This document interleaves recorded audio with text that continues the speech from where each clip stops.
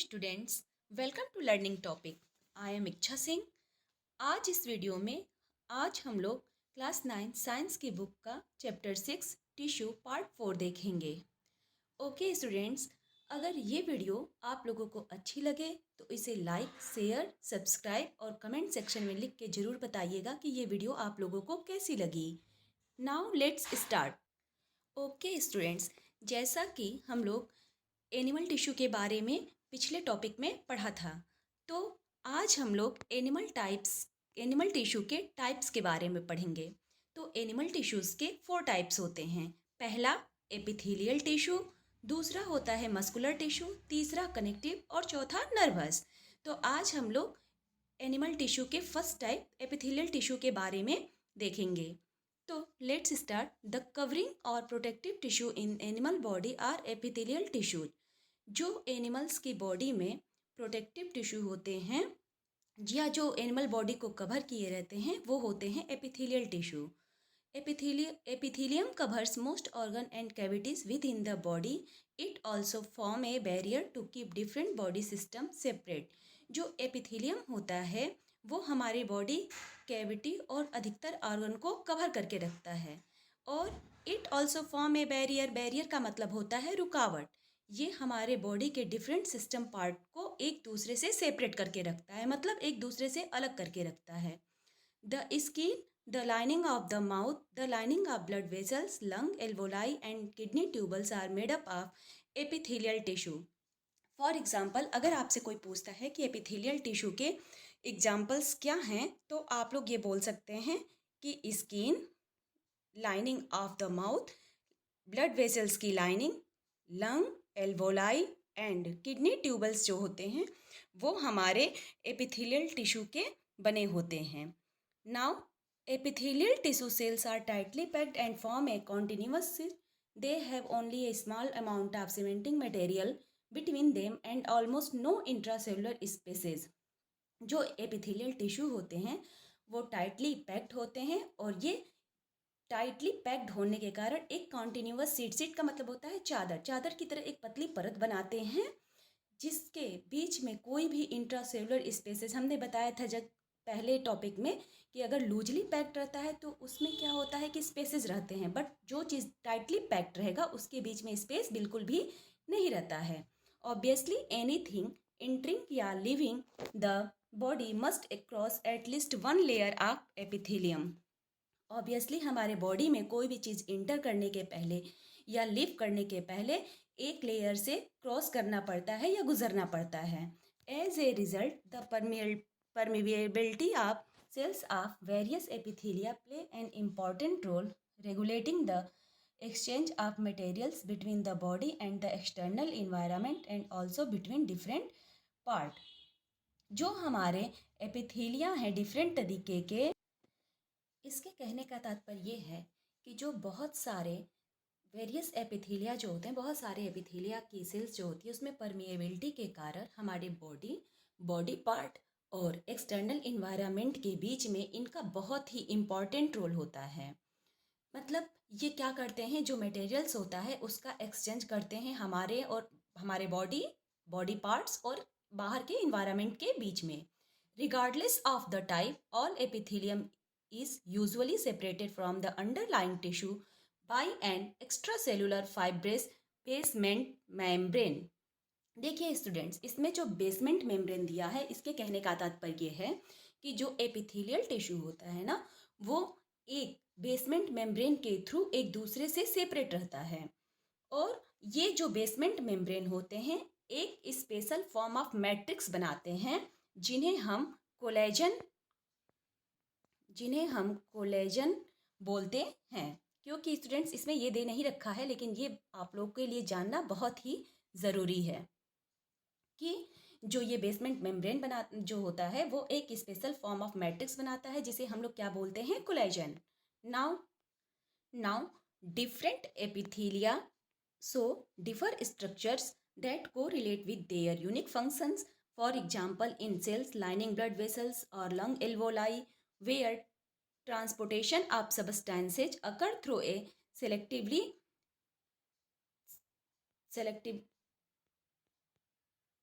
selectively permeable surface, there is a small flat kind of epithelium. This is called the squamous epithelium. Squama means scale of skin.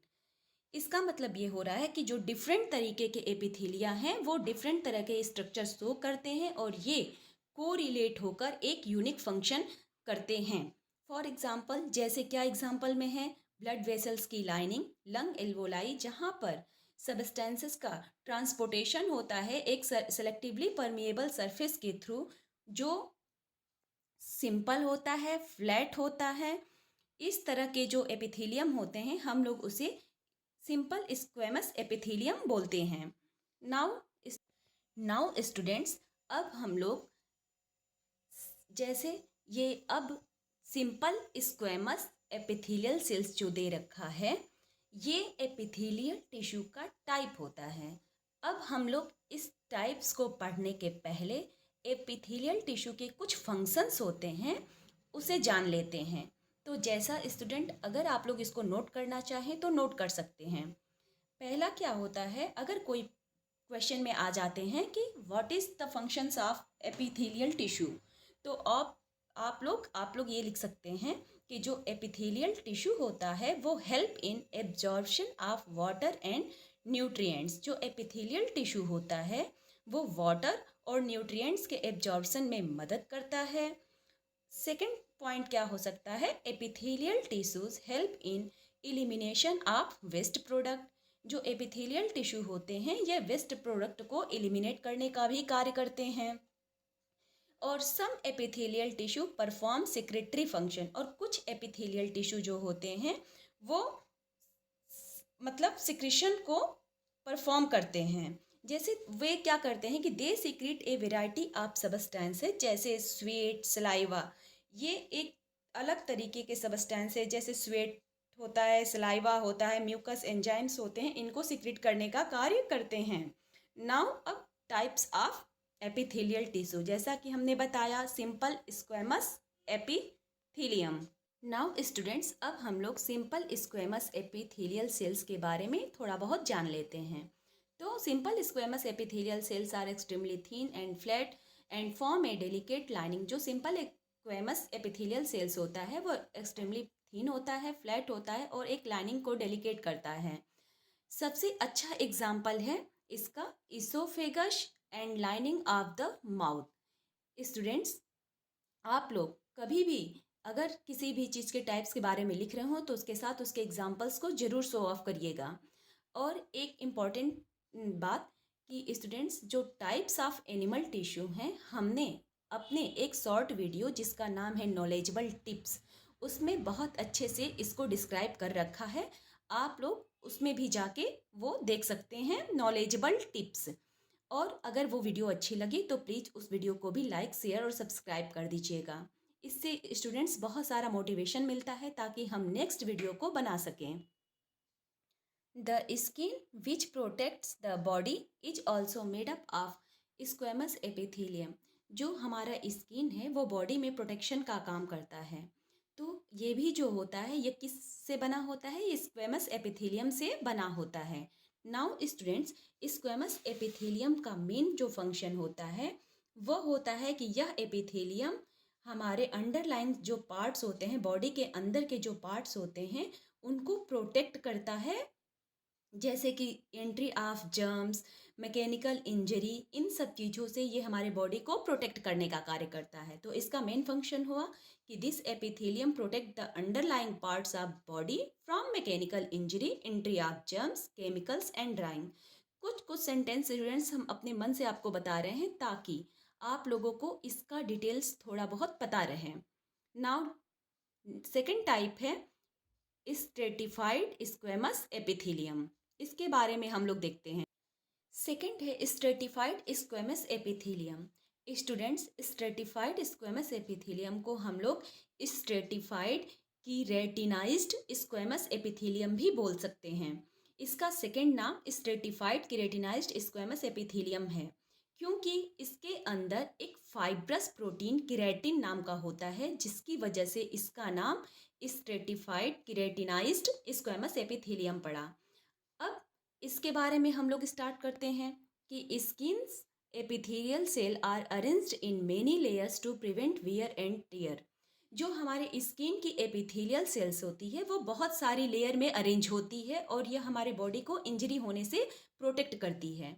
ये since they are arranged in a pattern of layer, ये एक layer के pattern में हमारे body में arrange होती हैं, इसलिए the epithelium is called stratified squamous epithelium. इसलिए हम इस एपिथेलियम को हम लोग स्ट्रेटिफाइड स्क्वेमस एपिथेलियम बोलते हैं।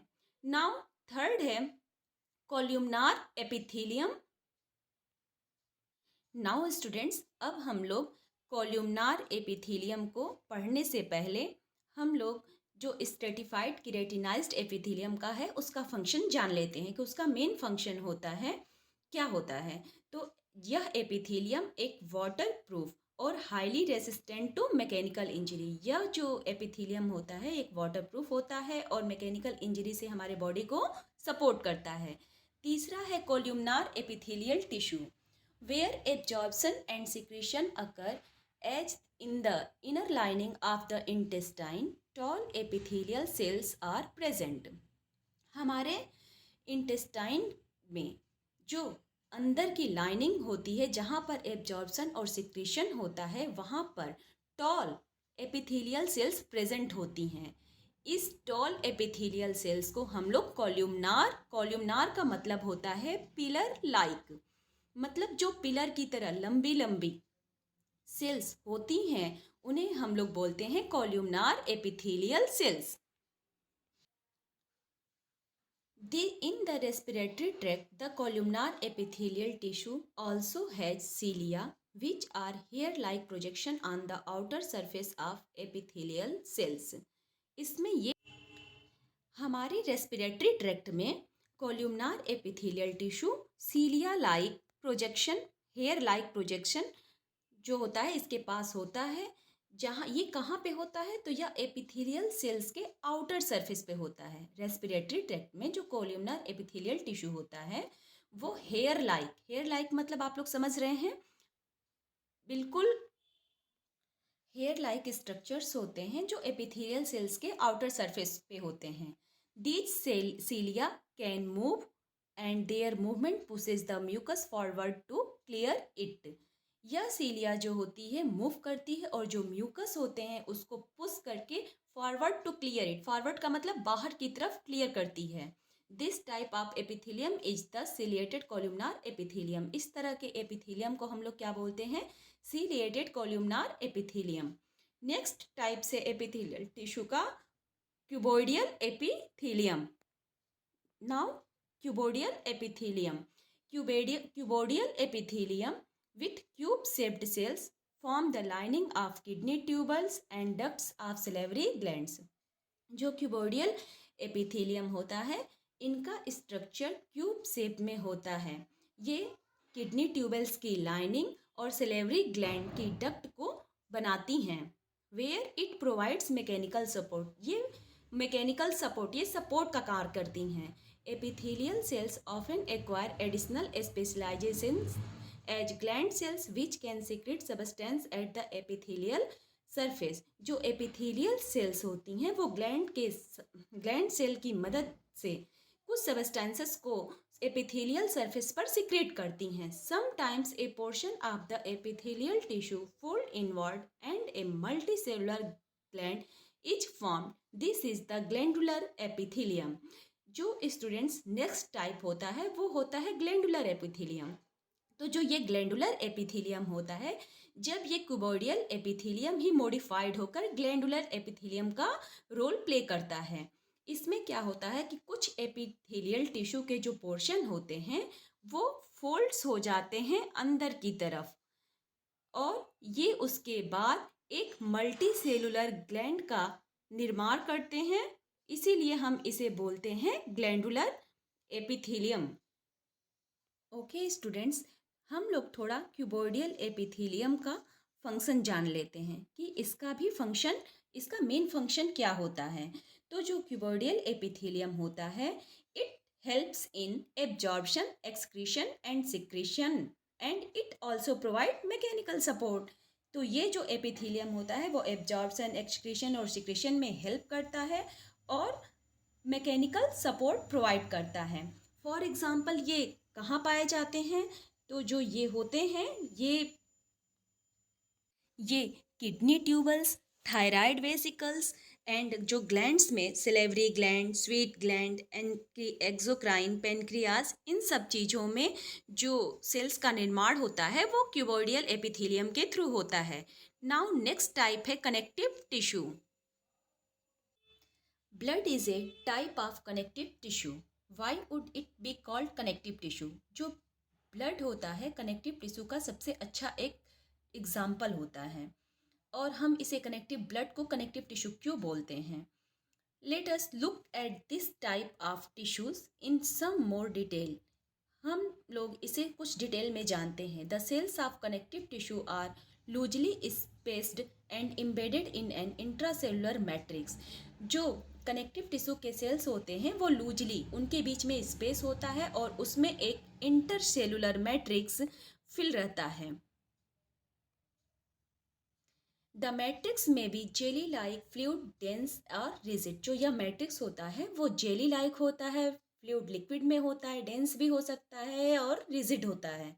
The nature of matrix differs in concordance with the function of the particular connective tissue. जो कनेक्टिव टिश्यू होता है इसका फंक्शन इसके मैट्रिक्स के नेचर पे होता है। जैसे कि सेल्स के बीच में जो मैट्रिक्स भरे होते हैं वो नॉन लिविंग मैट्रिक्स होते हैं। इसी तरह जो बोन और कार्टिलेज के बीच में जो मैट्रिक्स भरे होते हैं वो नॉन लिविंग होते हैं।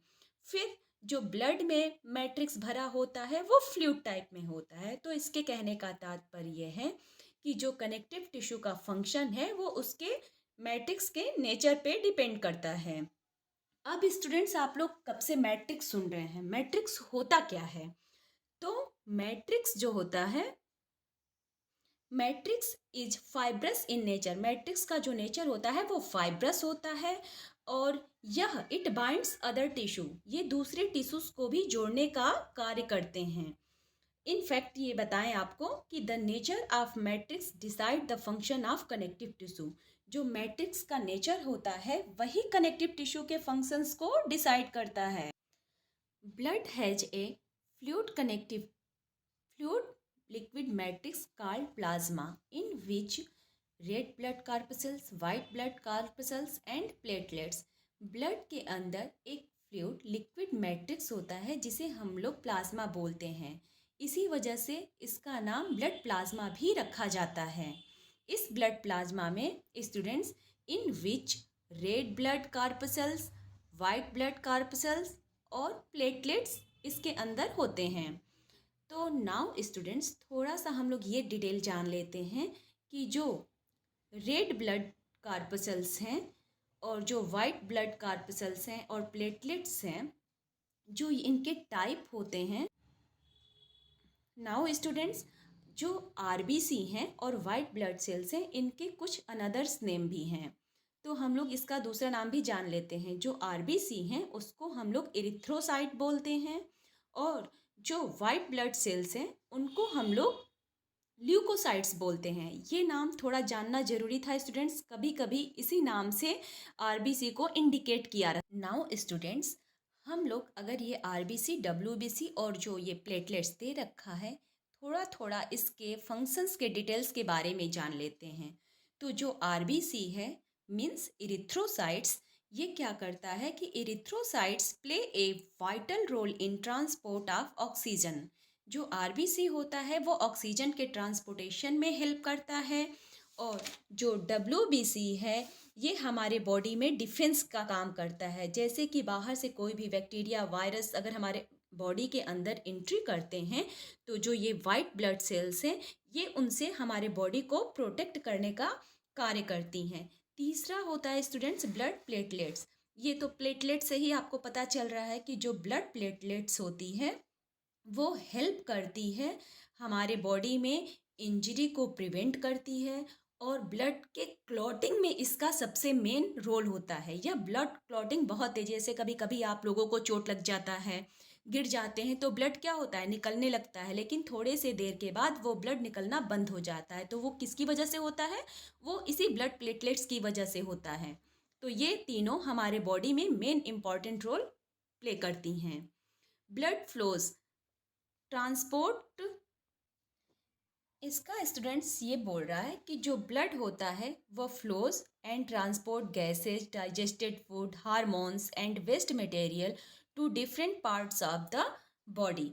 जो ब्लड का काम होता है वो न्यूट्रिएंट्स, हार्मोन्स, विटामिन्स को टिश्यू में ट्रांसपोर्ट करने का कार्य करते हैं, और यह जो एक्सक्रीटरी प्रोडक्ट्स होते हैं हमारे टिश्यूज से, उनको लीवर और किडनी के थ्रू बाहर करने का कार्य करते हैं। तो ब्लड का हमारे बॉडी में सबसे ज़्यादा मेन इंपॉर्टेंट रोल।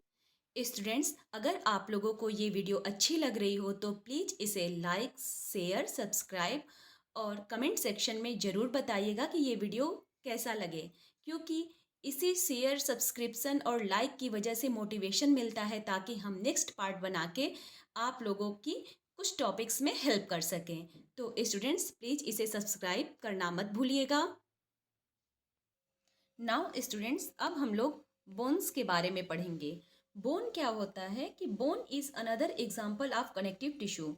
बोन जो होता है वो कनेक्टिव टिश्यू का दूसरा एग्जाम्पल है। It forms the framework that supports the body. यह जो होता है हमारे बॉडी में, फ्रेमवर्क का मतलब होता है ढांचा। ये मतलब एक हमारे बॉडी में फ्रेमवर्क, फ्रेमिंग का काम करता है और हमारे बॉडी को सपोर्ट करता है। It also anchors the muscles and support the main organ to the body. ये हमारे मसल्स को एंकरिंग करता है एंड बॉडी के जो मेन ऑर्गन होते हैं उन्हें सपोर्ट करने का कार्य करता है। It is a strong and non flexible tissue. यह बहुत ही स्ट्रॉन्ग होता है और नॉन फ्लेक्सिबल का मतलब, फ्लेक्सिबल का मतलब होता है लचीलापन। नॉन फ्लेक्सिबल का मतलब क्या होता है, फिर इसके अंदर लचीला, बोन्स देखते ही हैं स्टूडेंट्स, बोन्स बहुत ही हार्ड रहता है, वो स्ट्रॉन्ग होता है और कभी भी लचीलापन इसके अंदर नहीं होता है। Now bone cells are embedded in a hard matrix that is composed of calcium and phosphorus compounds. Now it is a strong and non-flexible tissue. मतलब कि जो बोन होता है वो सबसे ज़्यादा स्ट्रॉन्ग होता है और नॉन फ्लेक्सिबल का मतलब होता है इसके अंदर कोई भी लचीलापन नहीं है। बिल्कुल ये स्ट्रॉन्ग और नॉन फ्लेक्सिबल टिश्यू होता है। Bone cells are embedded in a hard matrix that is composed of calcium and phosphorus compound. जो बोन सेल्स होती हैं वो एक हार्ड मैट्रिक्स से, एम्बेडेड का मतलब होता है घिरा हुआ, जो बोन सेल्स होती हैं एक हार्ड मैट्रिक्स से घिरी हुई होती हैं और वो कैल्शियम और फास्फोरस जो कंपाउंड्स होते हैं इनसे मिलकर बोन सेल्स का निर्माण होता है। Two bones can be connected to each other by another type of connective tissue called the ligament. दो बोन एक दूसरे से जिस कनेक्टिव टिश्यू के द्वारा कनेक्ट होते हैं या जुड़े होते हैं उन्हें हम लिगामेंट बोलते हैं। ये टिश्यू बहुत ही, this tissue is very elastic. ये टिश्यू इलास्टिक होते हैं। It has considerable strength. Ligaments contain very little matrix and connect bone with bone. जो लिगामेंट जो होता है, ligament contain very little matrix and connect bone with bone. Ligament जो होता है वो बहुत छोटे छोटे मैट्रिक्स बनाता है और यही मैट्रिक्स बोन से बोन को क्या करते हैं, कनेक्ट करते हैं। Tendon connect muscle to bone and another type of connective tissue. देखिए इसमें क्या था, एक टेंडन और दूसरा क्या है, लिगामेंट। लिगामेंट के बारे में मैंने आप लोग को बता दिया कि ये दो बोन को कनेक्ट कनेक्ट करने का कार्य करता है और यह वेरी इलास्टिक, ये बहुत ही इलास्टिक होता है, बहुत ही स्ट्रेंथ होता है। लेकिन जो टेंडन है, टेंडन क्या करता है, मसल टू बोन, हमारे बोन्स को मसल से कनेक्ट करता है एंड अनदर टाइप ऑफ, और यह कनेक्टिव टिश्यू का दूसरा टाइप है। टेंडन जो होता है वो फाइब्रस टिश्यू होता है, इसके अंदर भी बहुत ही स्ट्रेंथ होती है with great strength but limited flexibility. इसके अंदर स्ट्रेंथ तो बहुत अच्छी होती है लेकिन इसके अंदर लचीलापन होता है जो बिल्कुल लिमिटेड होता है। Another type of connective tissue cartilage. अब जो कनेक्टिव टिश्यू का दूसरा टाइप होता है वो होता है कार्टिलेज। अभी तक हम लोगों ने टेंडान के बारे में पढ़ा, लिगामेंट के बारे में पढ़ा, अब हम लोग पढ़ेंगे कार्टिलेज के बारे में। तो कार्टिलेज जो होता है वो has widely spaced cell, the solid matrix is composed of protein and sugars. जो कार्टिलेज होता है इसके अंदर स्पेस्ड सेल होती हैं, मतलब वाइडली चौड़ी चौड़ी सेल्स होती हैं, और इसके अंदर जो सॉलिड मैट्रिक्स भरा होता है वो प्रोटीन और शुगर का भरा होता है। Cartilage smoothness bone. देखिए, कार्टिलेज को हम लोग स्मूथनेस बोन भी बोल सकते हैं। ये जहाँ पर स्मूथनेस होता है, जिस बोन में स्मूथनेस होती है, ये वहीं पाई जाती हैं।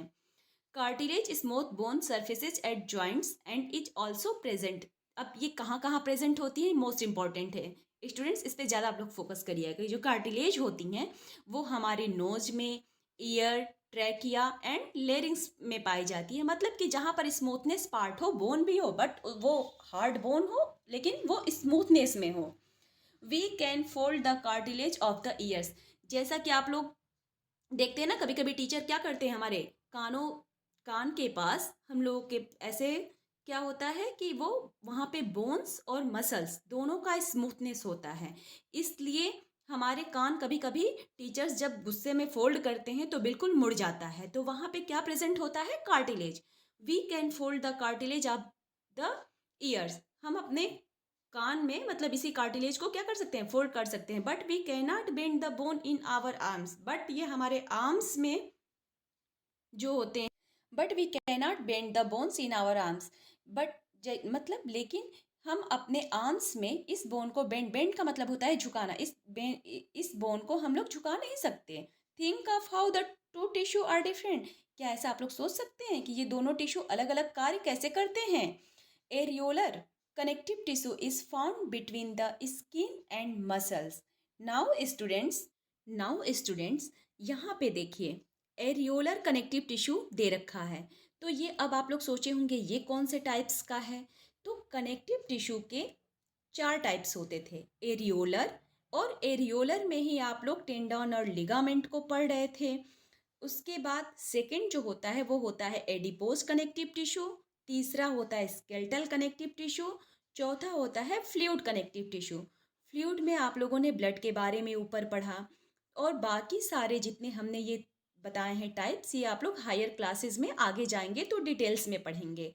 अभी आप लोग बस इतना जान लीजिए कि कनेक्टिव टिश्यू के 4 टाइप्स होते हैं। पहला होता है एरियोलर, दूसरा होता है एडिपोज, तीसरा स्केलेटल, चौथा फ्लूइड। एरियोलर के 2 टाइप हैं, टेंडन, लिगामेंट। फिर स्केलेटल के भी 2 टाइप होते हैं, कार्टिलेज और बोन। फ्लूइड के भी 2 होते हैं, ब्लड और लिम्फ। उसके बाद एडिपोज टिश्यू का कोई टाइप नहीं होता, यह सिंगल अकेला होता है। नाउ स्टूडेंट्स, अब हम लोग पढ़ते हैं areolar connective tissue is found between the skin and muscles. जो एरियोलर टिश्यू होते हैं, कनेक्टिव टिश्यू, ये हमारे मसल्स और स्किन के बीच में पाए जाते हैं, around blood vessels and nerves and in the bone marrow. और ये हमारे ब्लड वेसल्स के चारों ओर, नर्व्स और बोन मैरो के चारों ओर भी एरियोलर कनेक्टिव टिश्यू पाए जाते हैं। तो इसका मेन एग्जाम्पल हुआ skin and muscles, blood vessels, nerve and bone marrow. It fills It fills the space inside the organ, support internal organ and help in repair of tissue. ये जो areolar tissue का function होता है students, ये होता है कि ये हमारे जो इंटरनल ऑर्गन्स हैं उनको सपोर्ट करते हैं और टिश्यू की रिपेयरिंग में हेल्प करते हैं। Where are fats stored in our body. हमारे बॉडी में फैट कहाँ स्टोर होता है। Fat storing adipose tissue is found below the skin and between internal organ. जो फैट स्टोरिंग होता है वो होता है एडिपोज टिश्यू। मतलब आप ये बता सकते हैं कि जो हमारे बॉडी में एडिपोज टिश्यू होता है वो फैट को स्टोर करने का कार्य करता है। तो जो फैट होता है, फैट स्टोरिंग एडिपोज टिश्यू, हमारे स्किन और इंटरनल ऑर्गन के बीच में, स्किन के नीचे और इंटरनल ऑर्गन्स के बीच में ये पाए जाते हैं। The cells of this tissue are filled with fat globules. Storage of fats also lets it act as an insulator. जो नाउ स्टूडेंट्स, जो हमारे टिश्यू के जो सेल्स होते हैं वो किस चीज़ से फिल्ड होते हैं तो वो फैट ग्लोब्यूल से फिल्ड होते हैं। जो एडिपोज टिश्यू जो होते हैं वो किस चीज़ से फिल होते हैं? फैट ग्लोब्यूल से। और जो फैट का स्टोरेज होता है वो हमारे बॉडी में इंसुलेटर का कार्य करता है। क्योंकि स्टूडेंट्स आपको ये पता है कि कभी कभी हम लोग फास्टिंग रहते हैं उस समय अगर हम लोग कुछ नहीं खाते पीते तो हमारी बॉडी को एनर्जी कैसे प्रोवाइड होती है? क्योंकि हमारी बॉडी में पहले से वो फैट स्टोर रहता है।